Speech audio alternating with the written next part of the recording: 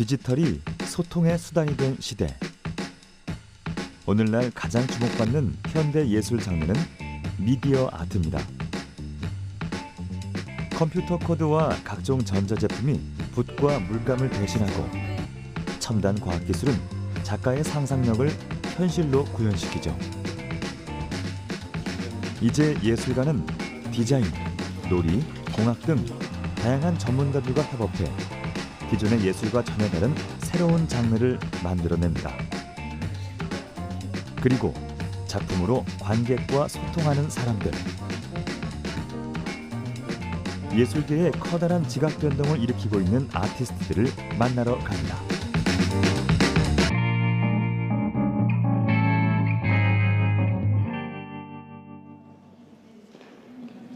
다양한 예술 작품을 한자리에서 만날 수 있는 전시회. 해마다 수백 건의 전시회가 열립니다. 하지만 아직도 예술은 어렵다는 생각에 그 문턱은 높기만 하죠. 음악이나 영화에 비해 전시가 무겁고 딱딱하게 여겨지는 것도 한몫을 합니다. 그런데 이런 현대 예술에 변화의 바람이 불고 있습니다. 이 작품에 주목해 보세요.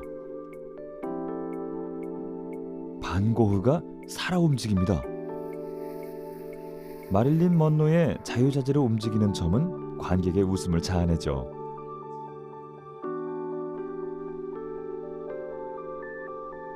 이른바 미디어 아트의 등장으로 예술의 형태가 달라지고 있습니다.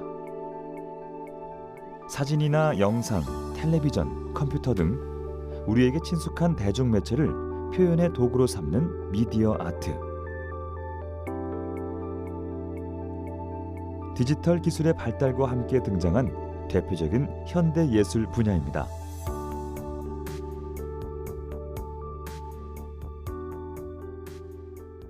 우선은 크게 두 가지 관점에서 얘기를 할 수 있을 것 같은데요. 과거의 예술은 우리가 이제 아주 물질적인, 아주 물성에 근거한 그런 어떤 작업들이 많았습니다. 그렇기 때문에 이제 현재에도 사실은 그 갈등은 좀 이제 지속되고 있다라고 생각을 하는데, 디지털은 비물질적인 거를 이제 기본으로 하고 있기 때문에 예술의 어떻게 보면 체질이 바뀌어가고 있다라고 이야기할 수 있는 거죠.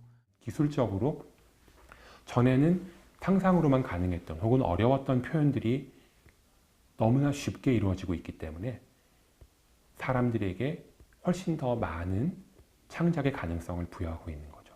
그러니까 전에는 예술이라고 하는 것이 매우 소수의 제한된 숫자의 사람들만이 할 수 있던 특별한 일이었다면, 지금은 예술이라고 하는 것은 많은 사람들이 큰 어려움 없이 컴퓨터를 이용해서 만들어낼 수 있는 그런 행위가 됐거든요. 그러니까 예술을 감상하는 것도 대중화되었고 예술 작품을 만드는 일도 대중화가 되었다는 게 사실은 디지털 시대의 가장 큰 변화라고 할 수 있을 것 같습니다. 그 종류도 매우 다양합니다. 표현 수단에 따라 비디오 아트, 프로젝션 매핑, 미디어 파사드 등으로 나눌 수 있죠.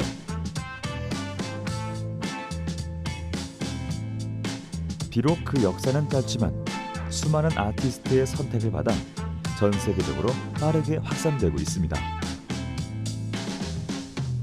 미디어 아트에 대해 좀 더 자세히 알아보기 위해 찾은 이곳. 화려한 색색의 꽃들이 공간 안에 가득 피었습니다.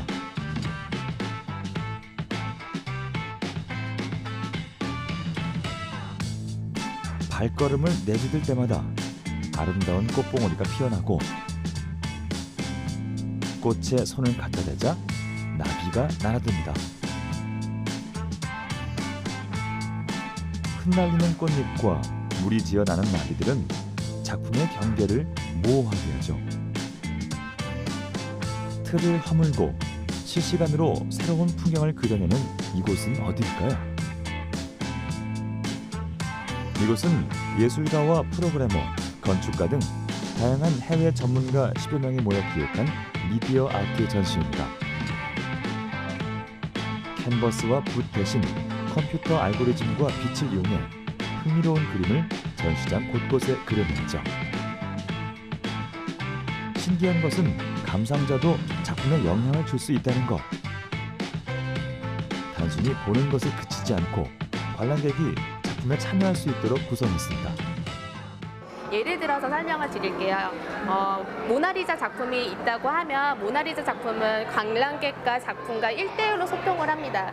그래서 가끔 전시장 가면은 사람이 많을 때 굉장히 불편해하기도 하고 좀 없을 때 와야겠다라는 생각을 하게 되어 있죠. 하지만 저희 작품 같은 경우에는 사람이 어떻게 서 있느냐에 따라 그리고 사람이 어떻게 움직임의 변화를 주느냐에 따라서 작품이 매번 매 순간 변하기 때문에 영상을 녹화된 영상이 아니라 매번 다르게 표현이 됩니다. 네.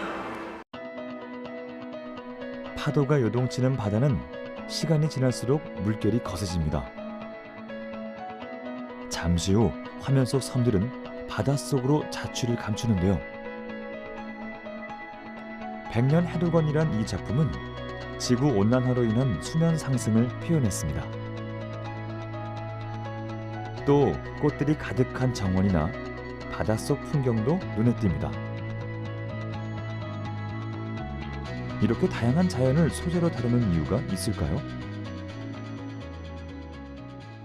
디지털 아트라고 하면은 한국에서는 굉장히 차갑습니다. 네, 저희 전시 같은 경우에는 자연을 소재로 다뤘기 때문에 자연이나 꽃이나 생물이나 바다나 우주 정말 사람이 존재하는 구성에서 항상 주변에 있는 걸로 작품을 만들었기 때문에 굉장히 좀 친근하고 디지털 아트지만 조금 따뜻한 아트라고 보시면 됩니다. 네. 사람의 손길이나 움직임에 따라 자유자재로 변형되는 작품들. 관람객의 참여가 있어야만 비로소 작품이 완성될 수 있습니다. 작가의 의도대로 작품을 감상하는 기존의 전시회와는 완전히 다른 양상을 보이죠. 작품 중심에서 관객 중심으로 새로운 기술을 통해 관객과 소통하는 것이 미디어 아트의 특징이라고 볼 수 있죠. 이와 같은 현상은 인터랙티브 아트라는 새로운 장르도 파생시켰죠. 우리말로 직역하면 상호작용 예술이라고 부를 수 있습니다.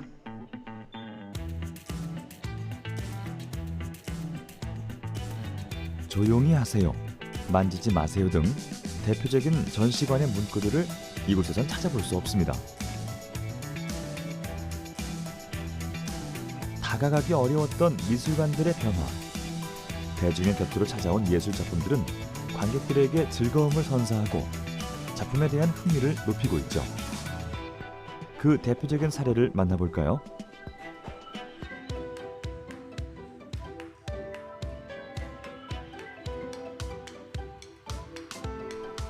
이 작품들은 영국과 이탈리아, 오스트리아 등 해외 유명 갤러리에서 화제를 모았습니다. 이 모두가 국내 아티스트 그룹 에브리웨어의 작품인데요. 과연 어떤 사람들일까요?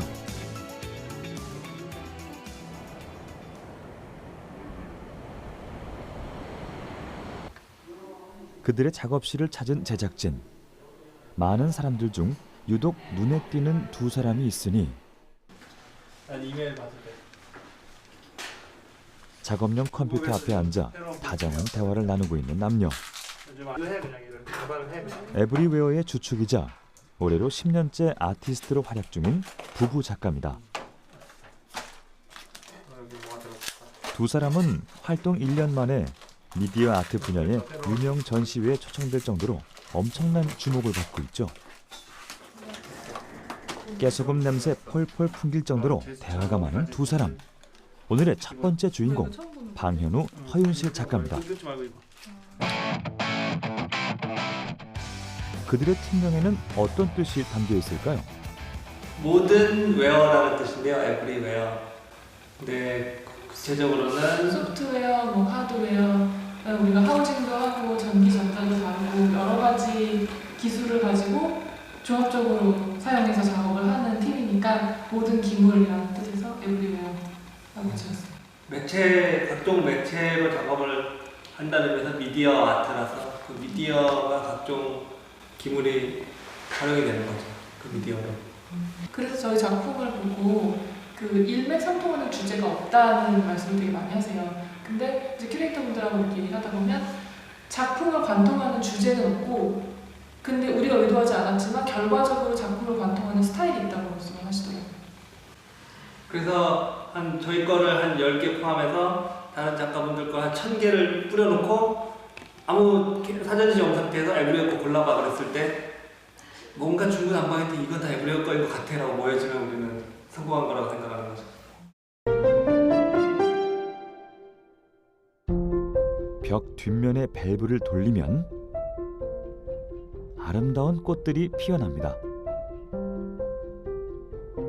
삭막하게만 느껴지던 시멘트 벽이 화사하게 변신을 하죠.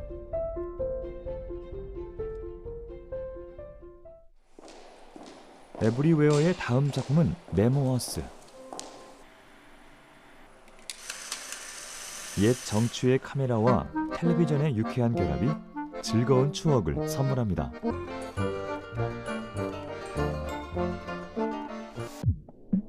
모래를 파헤치자 모여드는 물고기들.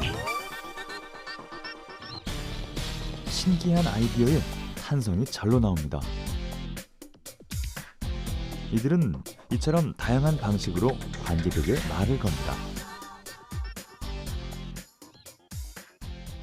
저희가 촛불을 주제로 한 작품을 전시를 한 적이 있었어요. 그래서 한 벽에, 넓은 벽에 조그만 판이 이렇게 딱 나와있고 유리판에 촛불의 영상이 아른아른 맺혀있는 거예요. 얘 모니터도 아니고 어딘가에서 반사된 빛이 맺혀있는 거기 때문에 진짜 촌지 영상인지 굉장히 헷갈리는 상황이었어요. 그 상황에 갤러리에 어떤 분이 혼자 딱 걸어오시고 계셨는데 그 초를 딱 보고 어쩌라는 건가 설명도 없고 딱 보고 주위를 딱 둘러보고 사람이 아무도 없는 걸 확인하고 에이 설마 에이 그래? 이러면서 훅 물어봤어요. 우리가 원하는 반응은 그런 반응이었거든요. 그래서 이걸 보면 사람들이 아무 설명이 없을 때 무슨 행동을 한번 해보게 될까? 보는 사람이 없다면 그러면 한번 불어보지 않을까? 그러면 그 불었을 때 우리가 마법같이 초가 탁 터지는 모습을 보여주면 얼마나 좋을까? 해서 그 초가 탁 터졌어요. 그랬더니 이렇게 놀리더라고요. 그때 관객하고 작가하고 직접 대면한 적은 없지만 작품을 통해서 대화하고 있다고 생각을 해요. 관객과의 소통을 중요시하는 만큼 작업 중에도 대화가 끊이지 않는 두 사람. 이 시퀀스인데 하나 둘 셋 네 개 시퀀스. 4개였는데 쭉 넘어가는데 시퀀스 넘어가는 거 전혀 모르겠어. 한번 넘겨봐봐. 넘기려면 이렇게 하면 넘어가지. 오빠는 넘어가는 순간 지금 보여? 아까 탁 튀는 거 있었는데. 그치. 그냥 검은색 하면 되는 거 말고. 그래서 검은색 말고? 지금 여기서 남편인 현우 씨는 공학을, 아내인 윤실 씨는 디자인을 전공했으니 서로의 부족함을 채워주는 환상의 짝꿍입니다. 준비되는 정도. 이거를 클릭되는 정도 해주려고 클릭을 저는 놓으면 넘어가는 거 그럼에도 새로운 길을 걷는 이들에겐 매일이 공부의 연속이라고 하는데요. 논리적으로 언어 구조를 짜서 기계한테 일을 시켜야 돼요. 근데 그 기계한테 일을 시키려면 엄청 논리적으로 많이 써줘야 돼요. 삼척 동작으로 알아들 수 있게. 그래서 약간 리터러처예요, 이거는. 그리고 저는 그 상상력상에서 존재하는 걸 현실 세계에 내놓으려면은 그 현실과의 말이 안 되는 부분을 공학적으로 다 해결을 해야 돼요. 그래서 할 때 되게 챌린지가 뭐냐면 실제로 코딩을 하거나 기술이나 이런 문제가 아니라 이걸 달았을 때 떨어지면 어떡하나 이런 거 되게 큰 문제거든요. 근데 엔지니어링 백그라운드는 당연히 너무 큰 도움이 되고. 그래서 상상력은 뭐 어린이부터 시작해서 어른부터 시작해서 상상력은 무한하고 그거를 실제로 구현을 하려고 하면은 공부를 하다 보면 공학이거나 논리학이거나 문학이거나 이런 경우가 되게 많죠. 어차피 작품 활동이라는 게 되게 종합적인 일이라서 무슨 전공을 했어도 작업하는 데는 다 도움이 된다. PP관도 아니야, 그것도 수도용이야. 그래서 이 작업에는 협업이 필수입니다. 근데 이 팀에는 비밀이 하나 있습니다. 부부의 든든한 조력자이자 한 팀인 다른 작가들이 모두 가족이라는 점이죠. 한번 소개를 해볼까요? 현우 씨의 사촌 동생인 정민 씨와 윤실 씨의 아버지인 허삼욱 씨, 또 현우 씨의 아버지까지 이 길이가 17m니까 온 가족이 모여 부부를 돕고 있습니다. 강도가 좋잖아. 처음에는 반대도 했지만 이제는 가족들이 작업 과정을 더 즐긴다는데요. 이렇게 가족과 함께하는 이유가 있을까요? 일단은 사람이 많으면 많을수록 일이 되니까. 근데 그 사람이 굉장히 우리랑 마음이 없는 사람이어야 되잖아요. 입장 차이가 없는 사람이어야 되고, 그러다 보면 가족이 제일 같이 일하기 좋은 사람들이죠. 그리고 저희가 하는 일이 뜬구름 잡는 일이라서 이걸 합시다라고 했을 때 그걸 왜 해야 되는데라는 설명을 아니 이걸 하면은 뭘 할 수 있고 이걸 뭘 할 수 있고 이렇게 설명해야 된다기보다 이거 제가 되게 하고 싶은데 도와주시면 안 돼요? 라고 얘기하기 가장 쉬운 분들이 가족이죠. 그리고 특히 아버지. 그 다음에 저희가 그 다음에 하는 말씀은 근데 이 과정이 되게 재밌을 것 같아요. 그리고 한번 프로젝트를 같이 했을 때 진짜로 재밌고 즐거우셨어요. 그러면 다음번에 또 뭘 말씀드릴 때 이건 또 이런 건데 이거 지난번보다 더 재밌을 것 같은데요 라는 식으로 얘기하면 할 수 있죠. 그래서 사실 우리 초등학교 때 방학 숙제로 만들기 해가지고 갈 때 이 일을 온 가족의 일로 만들어서 엄마 아빠를 동원하잖아요. 그런 것처럼 작품 그게 계속 연장돼서 지금 작품 활동까지 와 있는 것 같아요. 많이 하면 되니까. 다음 작품을 위해 소집된 가족 회의. 이번엔 파이프를 활용한 작품을 제작해야 합니다. 왜냐면 거리가 멀면 이쪽에서 봤을 때랑 이쪽에서 봤을 때랑 그림이 달라 보이거든요. 그 뒤로 뭐 그림자도 보이고. 그러니까 완벽하게 하려면은 이것을 한 20개든 10개든 20개든 샘플 먼저 갖다 만들어요? 채워놓고 실제로 세워보자고. 그러고서 카메라로도 잡아서 되는 간격으로 이렇게 여기서 우선 만들어 봐야 돼. 맞아요, 만들어봐요. 만들어서 카메라를 씌우고. 네. 어째 부부보다 두 아버지가 더 열성적입니다. 글쎄, 내 취미가 좀 이런데 좀 있다 보니까 그 일 자체가 재미있고 그리고 또 식구들하고 하니까 즐겁고 그렇잖아요. 그리고 노년에 이런 여가 선양도 되고. 실제로 이렇게 같이 일을 하다 보니까 자기 좋아서 하는 일 재밌게 하면은 그것이 또 사는 보람이 아닌가 하는 생각도 많이 들더라고요. 거기서 내가 또 같이 보조를 하고 있다는 자체가 또 나 자신도 즐겁더라고요. 가족이 팀을 이룬 에브리웨어의 다음 작품은 올 하반기에 선보일 예정. 하수 처리장에 리사이클 아트 작품을 설치하기로 한 거죠. 그럼 이거 여기다 조그맣게 한번 만들어 보게 이거 전체 나무로 프레임 한번 짜볼까요? 우리 저쪽에 목재랑 다 있지? 다 만들어 볼게요. 이거 얼마나 키 만들어요? 쇳불도 단김에 빼라고 말이 떨어지기 무섭게 행동에 나서는 가족들. 이번 작품은 오래되어 사용할 수 없는 가스 정화조에 파이프를 매달아 새로운 모습으로 변화시키는 것. 여기에 증강현실까지 접목시킬 계획입니다.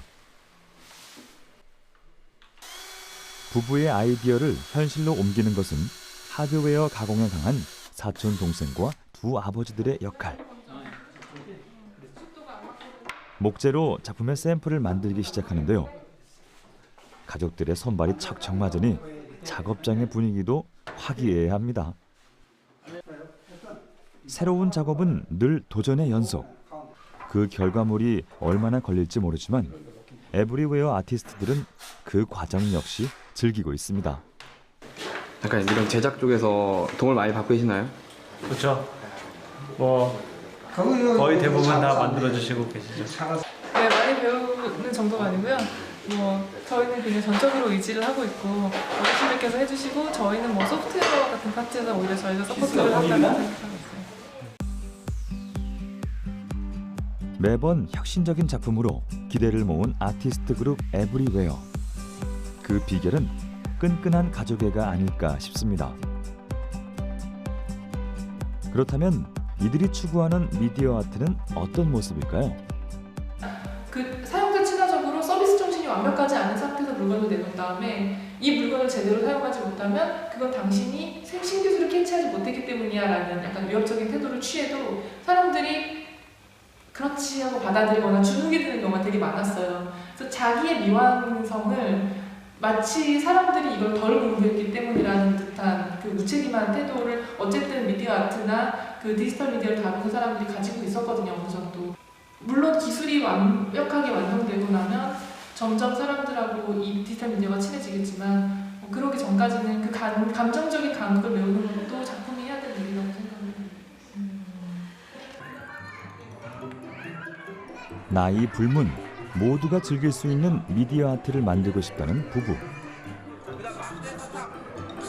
그래서 최근엔 아이들을 위한 인터랙티브 아트 제작에 뛰어들었습니다. 놀이와 같은 체험을 통해 아이들에게 새로운 예술을 거부감 없이 맛볼 수 있도록 한 것이죠. 기존의 패러다임을 파괴하며 미술을 즐기는 새로운 방법을 제시하는 에브리웨어. 앞으로도 그들만의 눈에 띄는 색깔을 많은 곳에서 볼 수 있기를 바라봅니다. 미국 워싱턴 대학의 한 연구소. 이곳에선 현실과 가상의 경계가 허물어지고 있습니다. 겉보기엔 평범한 책처럼 보이지만 특수 안경을 착용하면 책 속의 이야기가 눈앞에 펼쳐집니다.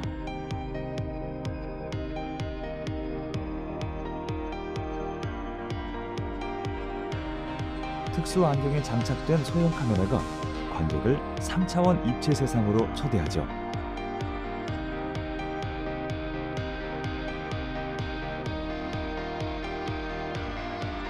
흔히 VR이라 말하는 가상현실 기술이 미디어 아트에도 적극적으로 사용되기 시작했습니다. 이를 탐구하는 아티스트도 속속 등장하고 있죠. 일본인 아티스트 아키히코 타니구치. 직접 제작한 소프트웨어로 가상세계에 자신의 캐릭터를 만들어 관객이 여행을 떠나도록 만들었습니다. 이 작품들의 공통점은 눈에 보이지만 이 모두가 결국 가짜라는 점.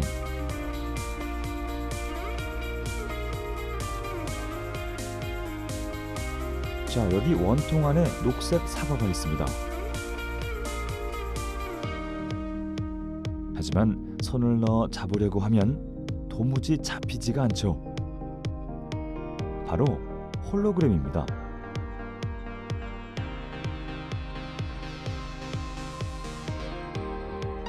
실체가 아니지만 보는 방향에 따라 색과 형상이 달라지는 홀로그램은 1차원적인 시선에 대한 일반적인 고정관념을 깨뜨립니다. 미술 분야에서 새로운 미디어로 사용되고 있는 홀로그램. 우리나라에도 다소 생소한 이 분야에 뛰어든 사람이 있습니다.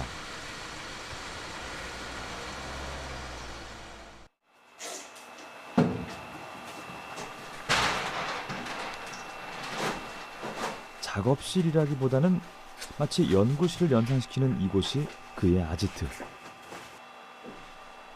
홀로그램이라는 광학기술을 미술의 영역으로 끌어올린 국내 유일 360도 홀로그램 연구가 레이 박입니다.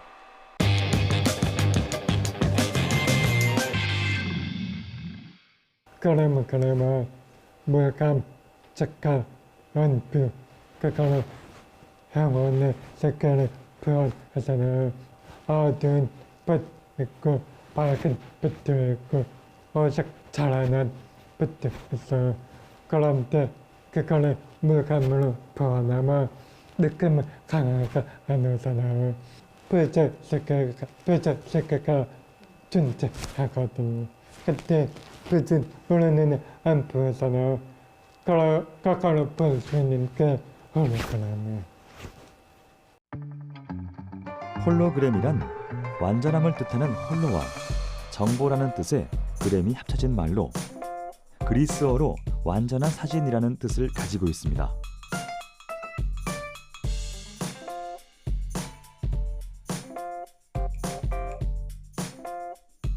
이는 어떤 물체의 3차원 입체상을 사람이 직접 보는 것처럼 실물같이 재생하는 것을 의미하죠. 그가 홀로그램의 매력에 빠진 것은 미술을 전공하면서부터. 그 후 더 깊은 연구를 위해 공대에서 석박사를 마치고 국내에서 유일하게 홀로그램을 직접 제작하는 아티스트가 됐습니다.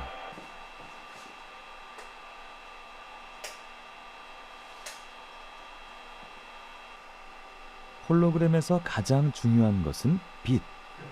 그래서 그는 늘 이 암실 속에서 빛을 창조하고 구성하죠. 작은 장비 하나까지도 직접 제작해 사용한다는 그. 그렇다면 홀로그램은 어떻게 만들어질까요?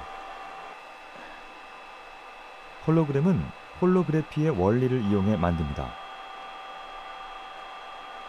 홀로그래피는 레이저에서 나온 광선을 두 개로 나눠 하나의 빛은 스크린을, 다른 하나는 우리가 보려고 하는 물체를 비춰 간섭 무늬를 스크린에 저장하는 것입니다. 이렇게 간섭 무늬가 저장된 필름을 홀로그램이라고 부르죠. 즉, 이 작업은 렌즈를 사용하지 않고 3차원 영상 그대로를 빛으로 기록하는 겁니다.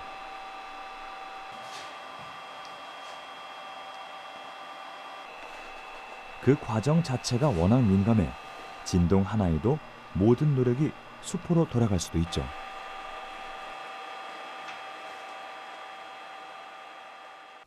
홀로그램은 파동과 가첩해서 홀로그램 제작하는데 만약에 진동 주면 가첩을 잘 안 돼. 그래서 진동 때문에 홀로그램 제작 잘 안 됐어요. 예를 들면 광주에 지진이 나잖아요. 광주에서 큰 지진 났을 때 홀로그램 잘 안 나오는 거예요. 그래서 왜 홀로그램 잘 안 나오지? 그때 하루 지나서 뉴스에 보니까 광주에서 큰 지진이 난 거예요. 그래서 광주에서 난 지진을 했더니 받은 거예요. 온도와 습도 역시 작업에 큰 영향을 주는 요소. 레이저 주변의 온도를 항상 섭씨 24도로 유지해야 홀로그램이 잘 맺히기 때문에 늘 신경을 써야 합니다. 그래서 추운 겨울에는 작업이 불가능한 날도 많았죠.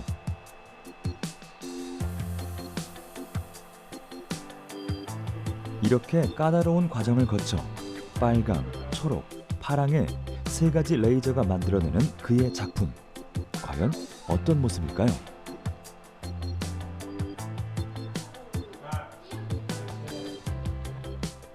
드디어 스크린에 그 모습이 점차 드러나기 시작합니다.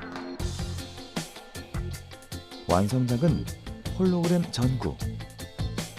실제 전구처럼 허공에서 빛나는 홀로그램. 이 밝은 빛이 레이박의 인생을 바꾼 전환점이었습니다. 저는 좀 사람들 너무 잘 만나지 않고 살다 보니까 조금 외톨이거든요. 그래서 혼자 사는 그 삶에서 홀락 있는 삶을 위해서 어떤 것을 접해야 하는지 고민만 했거든요. 내가 무언가에 몰입할 수 있는 작업이 홀로그램입니다. 홀로그램은 한 가지 학문 아니라 과학, 물리, 예술, 영상, 중국 같은 걸 다양하게 접하다 보니까 과정에 많은 시간과 노력이 많이 필요하더라. 그래서 사람을 만나고 놀아다니는 그 시간에 학문에 작업에 집중해서 내 자신이 발전하고 사람을 같이 삶을 같이 알고 홀로그램 작품들 발전하다가는 거 보면서 나 자신도 부탁하고 홀로그램을 내 삶을 긍정적인 주니까 같습니다. 소리를 듣지 못하는 그에게 다양한 빛의 세계는 늘 관심의 대상이었습니다. 시각을 통해 보이지 않는 자신만의 세계를 사람들과 공유하고 메시지를 던지는 과정. 이것은 굳이 언어로 표현하지 않아도 사람들과 소통할 수 있는 그만의 표현법이었죠. 그는 한국인 최초로 MIT 박물관에 초청, 홀로그램 전시회를 열며 세계적으로 인정받았습니다. 홀로그램을 통해 사람들에게 큰 울림을 전달하고 있는 레이박. 그는 끊임없는 노력으로 자신의 한계에 도전하고 있습니다. 그는 앞으로 또 어떤 행보를 준비하고 있을까요? 미카란젤로처럼 전체 창조는 홀로그램 만드는 게 제 목표.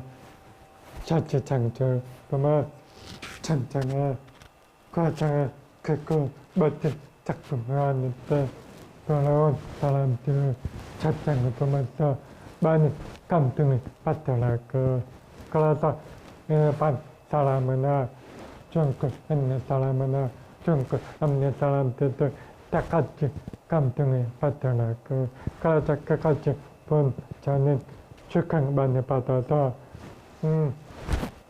거대하고 큰 전체 창조를 홀로그램을 만들면 가장 감동적으로 많이 받을 것 같아요. 미카란젤로가 만든 전체 창조는 빛이 없잖아요. 하지만 홀로그램은 빛으로 볼 수 있기 때문에 천장에 홀로그램 들어가면 엄청 많은 빛이 바닥에 날아올 거예요. 그래서 그걸 본 사람들 많은 감동을 받지 않을까. 그걸 만드는 제 목표입니다. 미디어 아트는 작가와 관객이 소통하는 것을 넘어서 이제 일상으로 발전하고 있죠. 그리고 여기 공간과 연령, 성별을 뛰어넘어 누구나 쉽게 즐길 수 있는 신선한 장르의 미디어 아트가 있습니다. 서울시 중구의 한 호텔. 30년간 대기업에서 경영과 인사 업무를 마치고 지금은 호텔 부회장으로 제2의 인생을 살고 있는 안승준 씨. 그에게 요즘 또 하나의 직함이 생겼습니다. 디지펀 아티스트.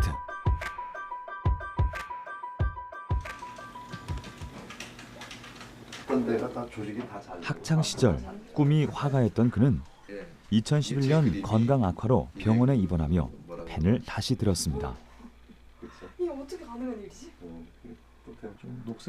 그에게 새로운 도화지가 되어준 것은 현대인의 필수품인 휴대용 스마트 기기입니다. 곳곳에서 시작한 선주문도. 휴대용 스마트 기기는 우리 삶에서 엄청난 비중을 차지하는 문화기술이 됐죠. 디지털 시대가 도래됨에 따라 누구나 자유롭게 창작 활동을 펼칠 수 있는 환경도 조성됐습니다. 그렇다면 스마트폰과 첨단 애플리케이션이 창작 활동의 도구로 활용된다면 그 결과물은 어떨까요? 이제 누구나 일상에서 예술가가 될 수 있습니다. 고성능 카메라와 영상 편집 기능을 갖춘 스마트폰의 등장으로 고가의 영상 장비 없이도 영화를 찍을 수 있죠. 그런가 하면 물속에서도 감각적인 사진을 얻을 수 있습니다. 특정한 계층만이 예술을 즐기는 시대는 저물고 디지털을 통한 예술의 대중화 시대가 도래한 것입니다. 스마트 기기의 보급은 일상을 곧 예술로 탈바꿈시켰죠. 안승준 씨 역시 그 매력에 푹 빠졌습니다. 스마트 기기를 활용한 미술 창작 활동을 펼치고 있죠. 2011년도가 사실 원년이라고 볼 수가 있겠는데요. 저는 원래 사진을 배우다가 사진의 디지털에 대한 영역에 조도도 잘 맞출 줄 모르고 사진이 굉장히 어렵더라고요. 그래서 그걸 보정하는 작업부터 시작이 되다가 사실 이렇게 재밌게 회화로도 바꿀 수 있고 또 글씨와 사진과 그림을 융복합할 수 있는 내용이 여기서 실현될 수 있는 걸 보고 굉장히 놀랐고요. 그런 걸 연결해서 하다 보니까 굉장히 장르가 다양하게 넘나드는 역할을 하게 된 겁니다. 다양한 분야와 접목할 수 있는 무궁무진한 잠재력을 지닌 디지펀 아트. 그의 첫 시도는 서울 도서관을 더쇼관으로 만든 일. 도서관 곳곳에 디지펀 아트 작품을 전시해 정적인 도서관을 볼거리가 있는 역동적인 공간으로 바꿨습니다. 디지펀 아트는 누구나 즐길 수 있어야 한다는 믿음 때문이었죠.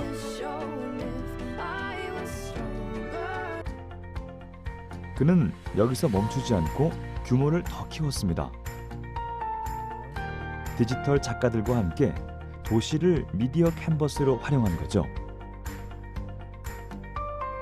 건물에 LED 구조물을 설치해 여러 작가들의 작품들을 영상으로 전시했습니다. 이는 적막한 도시에 활기를 불어넣었죠.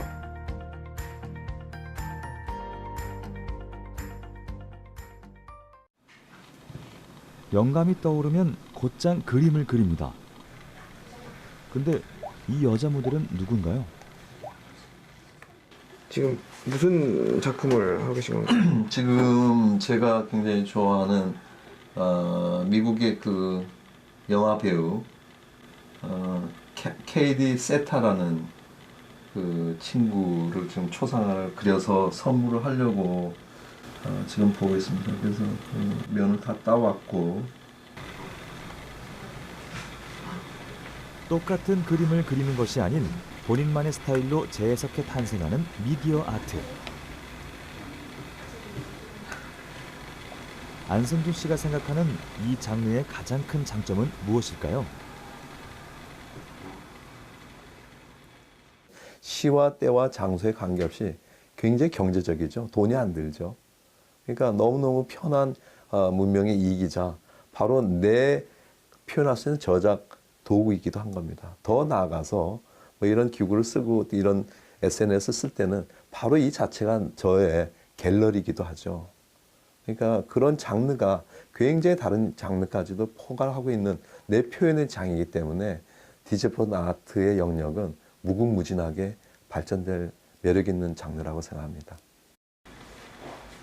스케치 앱을 이용해 한 땀 한 땀 완성돼가는 그림. 음영이 조금 더 나타나는 면이 되겠죠. 이러니까 그녀의 푸른 눈이 잘 살려진 개성 있는 인물화가 완성됐습니다. 무명의 아무것도 아닌 사람이 이렇게 탄생한 작품만 총 200여 점. 정해진 틀은 없습니다. 자신만의 방식으로 작품을 창작하고 즐거움을 향유하는 순간 누구나 디지펀 아티스트가 될 수 있죠. 이런 가능성 때문일까요? 그의 뒤를 따라 100여 명이 넘는 디지펀 아트 작가들이 생겨났습니다. 완성된 작품들은 SNS를 통해 전 세계로 공개되죠.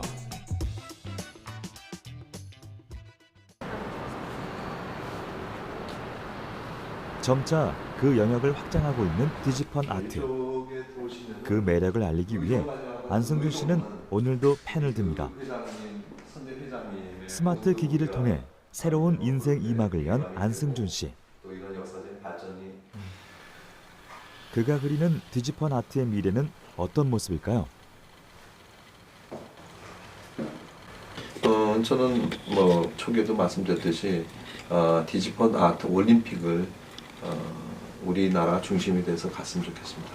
전 세계 디지털 아트 하는 사람들의 메카가 바로 우리 한국이 됐으면 좋겠고 이런 영역에 있어서의 아트와 IT와 문화가 바로 우리가 중심이 돼서 퍼져갈 수 있는 어떤 그 21세기의 원동력이 된 컨버전스 예술의 메카가 되는 그런 거가 됐으면 하는 간절한 바람이 있습니다. 나만의 상상을 기술과 예술의 융합으로 마음껏 재현해낸 미디어 아티스트들. 단순히 보는 것이 아닌 모두가 즐길 수 있는 예술로 그 가능성을 넓혀가며 거대한 도약을 이뤄내길 바라봅니다. 예를 들어서 이렇게 될 수 있을 겁니다. 그러니까 예술 같은 경우에는 예술이 예술이 가지고 있었던 이 개념이라는, 그리고 예술이 가지고 있었던 이 정의가 사실은 현대에 들어오면서 굉장히 넓어지고 있죠. 그런 차원에서 보자면 현재 우리의 어떤 세계를, 그리고 우리 인간이라고 하는 어떤 존재를 근본적으로 이제 탐구해온 어떤 과학 기술과의 어떤 접점은 어떻게 보면 굉장히 당연한 어떤 이제 그런 어떤 접점을 찾아보려는 노력은 어떻게 보면 굉장히 당연한 결과라고 볼 수 있을 겁니다. 그러니까 매체 기술이라고 하는 것이 결국은 예술을 구현하기 위한 가장 중요한 도구 혹은 밑바탕에 깔려있는 어떤 인프라가 되겠죠. 그 매체 기술을 연구한다는 것이 결국에는 새로운 예술이나 새로운 그 예술 장르가 발생할 수 있는 기반이 된다라고 하는 사실은 앞에 말씀드린 것과 같고요. 그게 바탕에 깔려 있고, 그게 어찌 보면 우리가 지금 소위 말하는 융합 시대에서 예술과 과학 기술 사이의 어떤 연결, 그 융합을 말할 수 있는 가장 기반이 된다라고 생각이 됩니다. 그러니까 기술의 발달로 인해서 결국은 사람들이 표현할 수 있는, 사용할 수 있는 도구의 종류와 범위가 넓어지고, 그에 따라서 전에는 쉽게 시도할 수 없었던 새로운 형태의 융합들이 가능해지고 있다라고 정리해 볼 수 있을 것 같습니다. 일반인들에게는 그저 어렵게만 느껴졌던 미디어 아트. 하지만 이는 전하고자 하는 재료가 미디어일 뿐 동시대에 함께 살아가는 사람들이 만든 시대 반영적인 예술입니다. 그들이 앞으로 또 어떤 작품 세계로 우리를 초대할지 기대가 됩니다.